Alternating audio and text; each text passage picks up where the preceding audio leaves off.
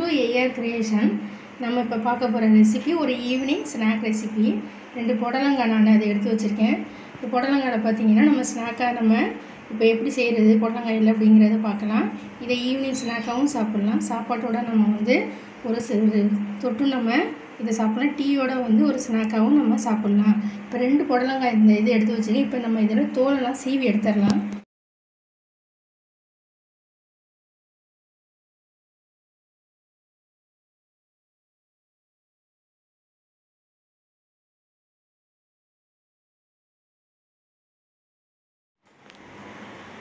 இப்போ ரவுண்டாக நான் இந்த அளவுக்கு நான் கொஞ்சம் வந்து தடிமனாக கட் பண்ணியிருக்கேன் பாருங்கள். ரொம்ப மெலிசாக கட் பண்ணாமல் இந்த மாதிரி சைஸில் கட் பண்ணிக்கோங்க. இப்போ ஒவ்வொன்றிலையும் நம்ம வந்து இது உள்ள விதையெல்லாம் எடுத்துடலாம்.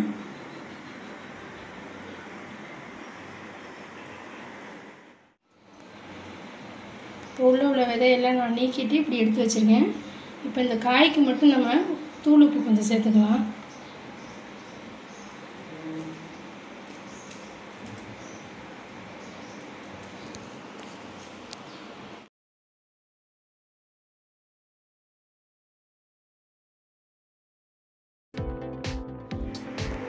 இந்த மாதிரி பாத்திரம் எடுத்துக்காங்க.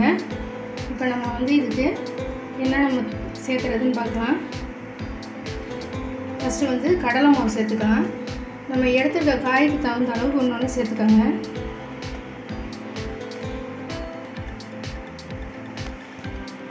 ஒரு 4 ஸ்பூன் வந்து கடலை மாவு,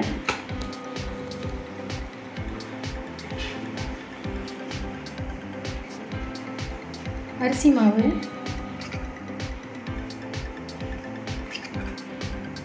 ஒரு 3 ஸ்பூன் அரிசி மாவு,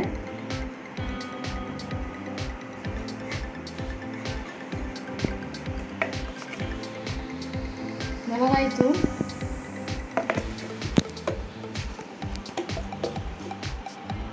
ஸ்பூன் மிளகாய்த்தூள்,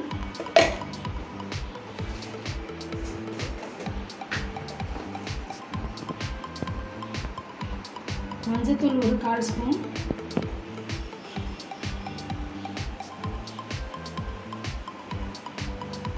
டேஸ்ட்டுக்காக நான் சிக்கன் மசாலா கொஞ்சம் நான் சேர்க்குறேன். இஞ்சி பூண்டு பேஸ்ட்டு சேர்த்துக்கலாம். பூண்டு ஒரு 1/4 ஸ்பூன், 1/2 ஸ்பூன் இஞ்சி பேஸ்ட்டு.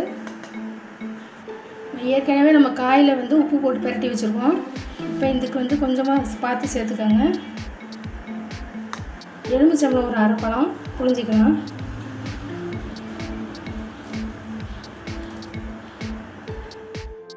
இது எல்லாத்தையும் நம்ம இப்போ கலந்து விட்டுக்கலாம்.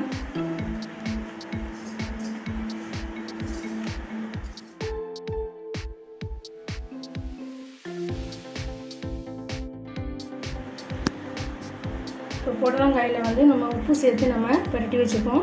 இப்போ இதை இதோட சேர்த்துக்கலாம். பாருங்கள், உப்பு சேர்த்ததுனால தண்ணி விட்டுருக்கு பாருங்கள்.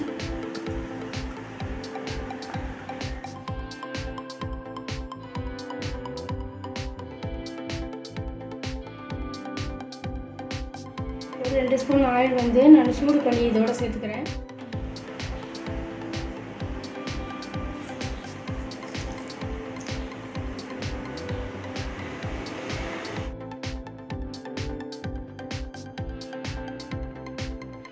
ஆயில் போய் இறங்கணும். இப்போ இது ஒரு 15 நிமிஷம் நம்ம இதை மூடி வச்சுக்கலாம்.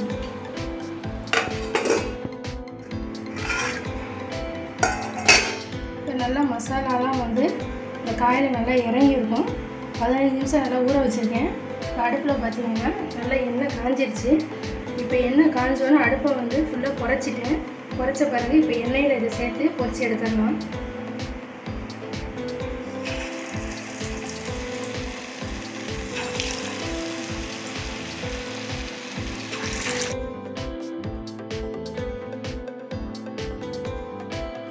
அடுப்பை வந்து மீடியம் ஃப்ளேமில் வச்சு நல்லா பொரிச்சு எடுங்க. அப்போ தான் உங்களுக்கு இந்த காய் நல்லா வேகும்.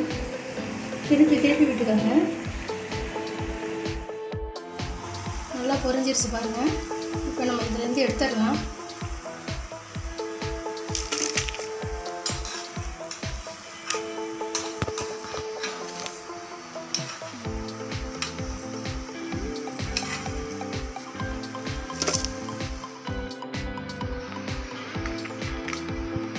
புடலங்காயில் நம்ம சூப்பரான டேஸ்டியான ஸ்நாக் ரெசிபி நம்ம செஞ்சுட்டோம் பாருங்கள். இவ்வளோ நல்லா வந்திருக்கு பாருங்கள். நீங்களும் இதே மாதிரி வீட்டில் செஞ்சு பார்த்துட்டு ஃபீட்பேக் எப்படி இருக்குன்னு போடுங்க. வீடியோ உங்களுக்கு பிடிச்சிருந்துச்சா லைக் போட்டு நம்ம சேனலுக்கு சப்ஸ்கிரைப் பண்ணுங்கள். தேங்க்யூ.